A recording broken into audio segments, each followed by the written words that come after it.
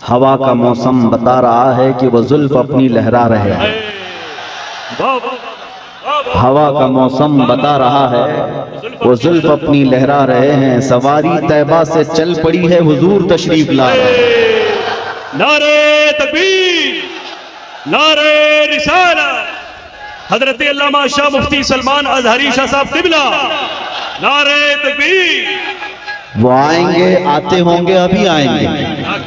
वो आएंगे, आते होंगे, अभी आएंगे। यही सोच के हमने महफिल को सजा रखा है। वाह वाह वाह। मेरे अजीजों, बात तो हकीकत है, वरना रात के 1 बजे इस मैदान का जोश दिन के 12 बजे की तरह नहीं होता। वाह वाह वाह वाह। मैं अक्सर कहा करता हूं, सुन्नियों के जलसों को देखकर नेता लोगों को ये समझ में आ जाना चाहिए कि हर मजमा 100-200 रुपए के लिए नहीं जमा होता है। हमारे मजमे वो हैं जहां 100-200 के लिए नहीं, अपनी गर्दन हुजूर की बारगाह में पेश करने आते हैं। हम तो अपनी जिंदगियों के नजराने लेकर बारगाह मुस्तफा में आते हैं। वरना मुझे बताओ, यहाँ बैठा हुआ कौन सी पार्टी का नेता है जो तुम्हें बुलाया? यहाँ कोई नेता नहीं है मेरे अजीजों। और एक बात मुझे ये बताना भी है कि हकीकत में मैंने पहली मर्तबा इस तरह का देखा है कि एक जलसा पहले कैंसिल होकर दूसरे जलसे की ये हालत होती है। कल ही हमारा आना तय था, पोस्टर भी लगे थे, सब तारीखें तय थी, यहाँ उलमा भी बैठे हुए हैं। इससे पता ये चलता है, अगरचे कल संडे था, वो तो मेरी आंखों की शदीद तकलीफ की वजह से एयरपोर्ट से फ्लाइट मिस हो गई, और वैसे शौक से मैं काला चश्मा लगाकर नहीं बैठा हूं। मगर ये बात समझ में आती है कि कल हमारे किसी साहब ने कहा यहाँ से कि संडे था और पब्लिक थी, मजमा था। हम आज यहाँ आकर के बताते हैं कि सुन्नियों के यहाँ कोई संडे नहीं होता। हर वो रात जो मेरे मुस्तफ़ा के नाम है वो हमारी ईद की रात है। नबी करीम सल्लल्लाहु अलैहि वसल्लम की नामूस और मोहब्बत से मुंसलिक हो तो वो रात हमारे लिए ईद की रात है। और लोग ये अभी भी ये पूछने में लगे रह गए दलील, अभी भी ये बातें पूछने में लगे रह गए दलील के शबे मीलाद का सबूत कहाँ है। बल्कि हम तो ये कहते हैं जिस रात नबी का तज़किरा हो जाए वो हमारे लिए ईद की रात है। और ये बात भी बता दूं कि ये कहां से साबित है, ये हम सुन्नियों की किस्मत से साबित है। अजीज़ा ने गिरामी वक़ार, कुछ पैगामात तो मैं आपको दे जाऊंगा। आप रात के इतने वक्त तक यहाँ पर इंतजार कर रहे हैं, बहुत सारे खड़े हैं, बहुत सारे दबे हैं, जिस हालत में भी हैं। लेकिन इतना मैं जरूर चाहूंगा कि जाने से पहले यहाँ अगर कोई 80 साल का बूढ़ा भी हो तो 25 साल का बन करके जरूर जाए, इसलिए कि मोहम्मद के गुलामों में बुढ़ापा आ नहीं सकता। अलैहिस्सलातु वस्सलाम, मेरे आका सल्लल्लाहु अलैहि वसल्लम की गुलामी जिसके गले में है वो कभी अपनी ताकत की तरफ नहीं देखता, वो गुंबद खजरा की तरफ देखता है। इसीलिए मेरे अजीजों, जवानी तुम्हारे अंदर हमा वक्त रहे, लेकिन चीख पुकार करने के लिए नहीं, अपने ईमान पर इस्तिकामत के साथ खड़े रहने के लिए।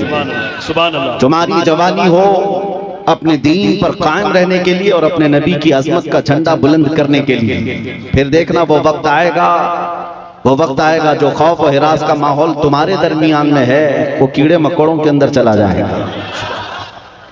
और वैसे भी आज ही की बात है, आज ही की बात है, कुछ पाखंडियों को दिल्ली की सरजमीन पर प्रदर्शन करते हुए देखा।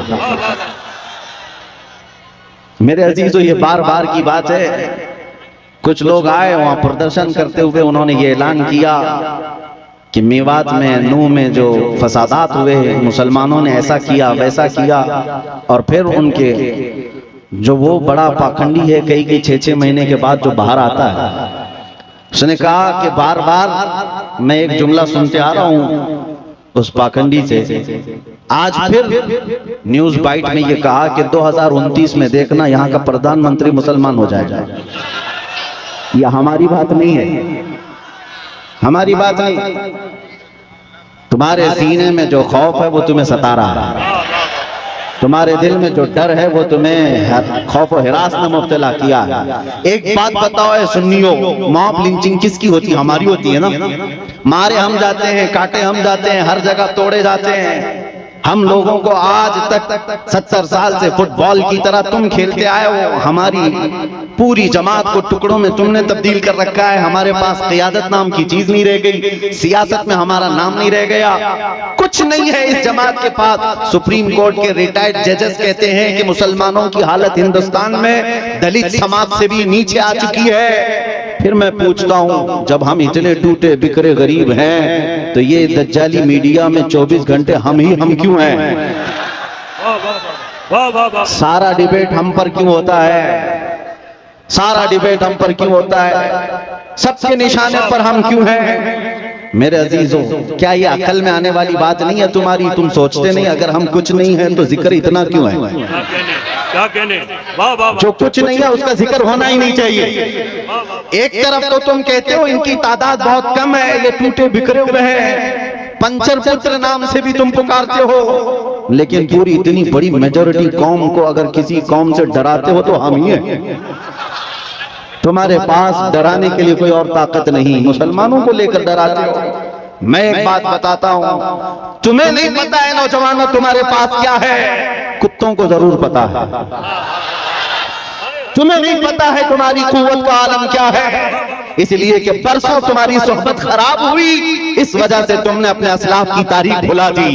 हकीकत में तुम किस बुजुर्ग की और कौन से तुम्हारे असलाफ थे जिनके तुम अखलाफ बन करके आज जमीन पर चल रहे हो, तुम्हें पता ही नहीं तारीख, लेकिन उनको जरूर पता है। इकबाल ने 100 साल पहले ये बात कही थी, इनका ये जो डर है वो ऐसे ही नहीं है, कुछ बात तो है कि मिटती नहीं हस्ती हमारी। सदियों रहा है दुश्मन दौरे जमा हमारा, तौहीद की अमानत सीनों में है हमारे, आसान नहीं मिटाना नामो निशा हमारा।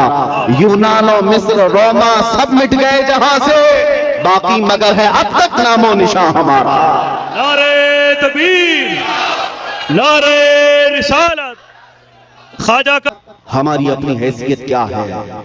तुम्हारा एक ही तारुफ मैं बताता हूं, अपना किसी से इंट्रोडक्शन कराना तो इस बात से कराना जो इकबाल ने कहा था, आबरूए मां जना में मुस्तफास्त। हम सबकी इज्जत आबरू मुस्तफा के नाम से है। हम उनके दरबार के गुलाम हैं, हम उनके दरबार के अदना खादिम हैं, और हमारा सब कुछ उस दरबार से वाबस्ता। यही हमारी वैल्यू है, यही हमारी हैसियत है। और अगर तुम अपना अलग अलग इंट्रोडक्शन कराओगे, तुम्हारी पेशानियां घिस जाएं, तुम्हारी जिंदगियां खत्म हो जाएं तो